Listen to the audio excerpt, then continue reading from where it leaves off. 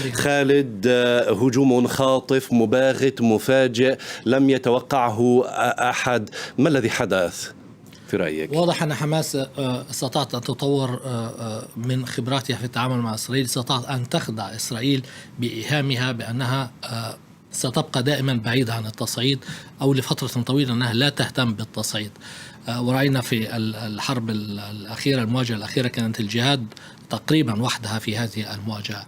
واضح أيضا أنها استطاعت أن تطور من خبراتها الاستخباراتية أولا، أن تخفي عملية الاستعداد لمثل هذه العملية، كانت برية أو جوية أو بحرية. أيضا هذا يحتاج إلى استعدادات، والاستعدادات في مكان صغير. نحن نتحدث عن قطاع غزة، يعني تحتاج تقريبا إلى نصف ساعة لتجول بسيارتك من شمال القطاع إلى جنوبه. هي منطقة صغيرة جغرافيا جدا وتحت أنظار إسرائيل، إن كان عن طريق الأقمار الاصطناعية أو الطائرات أو البحرية أو الجواسيس حتى على الأرض. وبالتالي يفترض بالاستخبارات الإسرائيلية أنها تعرف تقريبا كل شيء يحدث في القطاع. ومع ذلك استطاعت حماس أن تخفي عملية الاستعداد لهذه العملية.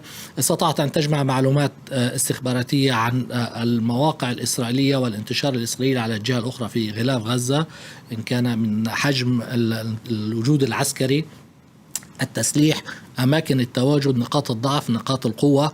ومن هنا ربما استطاعت أن تنفذ لاحقا من خلال الانتقال إلى الجهة الأخرى، إلى المستوطنات الموجودة داخل إسرائيل. إذن واضح أن هناك نجاح استخباراتي، واضح أن هناك نجاح عسكري أيضا من خلال التنفيذ في العملية البرية.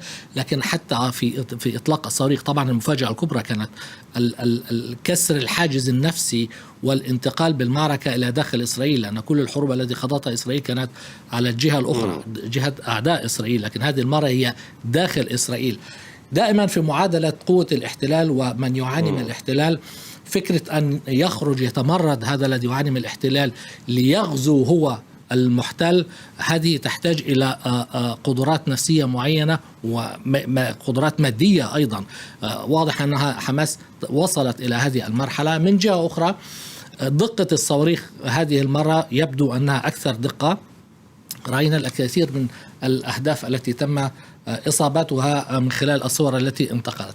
من جهة أخرى طبعا على الجانب الإسرائيلي هناك فشل كبير، فشل سياسي أولا. الاعتقاد بالنسبة لنتنياهو أن عمليات التطبيع مع الدول العربية ستقضي على القضية الفلسطينية تماما. ها هي حماس بهذا التحرك تذكره أن الانتقال أو القفز من خلال التطبيع لا ينهي هذه القضية، لأن هناك قضية احتلال ما زالت موجودة. الفشل على المستوى السياسي أيضا، الاعتقاد بأن الحركات الفلسطينية الموجودة يمكن أن تبقى ساكتة حتى لو كان هناك محاولات من بن غفير وسموتريتش والمتشددين في إسرائيل بفرض الهيمنة اليهودية أكثر حتى على المسجد الأقصى. كل هذا إساءة تقدير للموقف السياسي، وطبعا فشل في الاستخبارات أنهم لم يكتشفوا هذه الاستعدادات الفلسطينية. لكن خالد، إسرائيل لن تسكت، واستمعنا للضيف من إسرائيل والذي قال إنها حالة حرب، وفي وضع حرب نهاية هذه الحرب ستكون بالانتصار. يعني أن إسرائيل لن تسكت، ومثل ما قال ستشن هذه الحرب إلى أن تمسح حماس من غزة. هذا هدف. هناك فرق بين تحديد الهدف والقدرة على تنفيذ الهدف. منذ زمن طويل وإسرائيل تتمنى التخلص من حماس، لكن في نهاية الأمر لم تستطع أن تفعل ذلك، لأنها تعرف أن هناك ثمن سيدفع عندما تكون هناك عملية برية للتخلص نهائيا من حماس. لأن محاولة التخلص نهائيا من حماس هذا معناه عفوا على مقاطعتك خالد. مشاهدين إليكم هذا النبأ الآن، الحصيلة الأولى الرسمية التي تنقلها وكالة الأنباء عن مسؤولو الصحة في غزة. بداية الرد الإسرائيلي بقصف غزة ما أدى إلى مقتل 198 قتيلا لحد الآن. حصيلة الغارات الإسرائيلية على غزة بلغت 198 قتيلا جراء هذه الضربات، وفقا لما أكده مسؤولو الصحة في القطاع.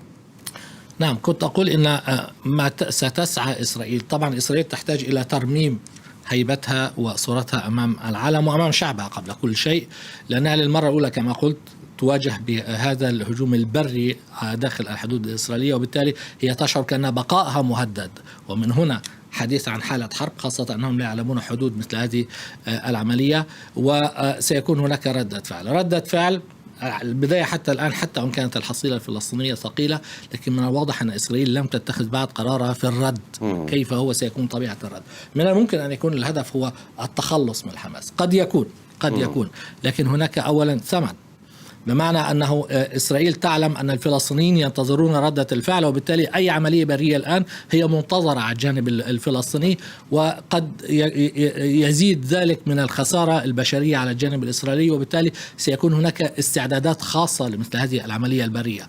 ضف إلى ذلك أن هناك رهائن من المستوطنين لدى حركة حماس كما جاءت المعلومات الأولية، وبالتالي هذا يعقد موضوع العملية العسكرية. ثم هناك نقطة أيضا مهمة، فكرة التخلص من حماس نهائيا. هناك نحو 2 مليون إنسان يعيشون في غزة، قد لا يكونوا كلهم حماس، هذا أكيد، لكن عندما تدخل إسرائيل للتخلص من حماس التي يراها الفلسطينيون الآن أنها قادرة على مواجهة إسرائيل وإلحاق الضرر بإسرائيل في وقت تقوم فيه إسرائيل بمحاولة إثبات هيمنتها على المسجد الأقصى، ستجد كثر يقفون في صف حماس. لن تجد إسرائيل وهي تدخل غزة حماس وحدها، ستجد كثر من أبناء غزة مع حماس، وبالتالي الأمور لن تكون سهلة. وهدف التخلص من حماس نهائيا ليس بهذه السهولة التي قد يتحدث عنها البعض.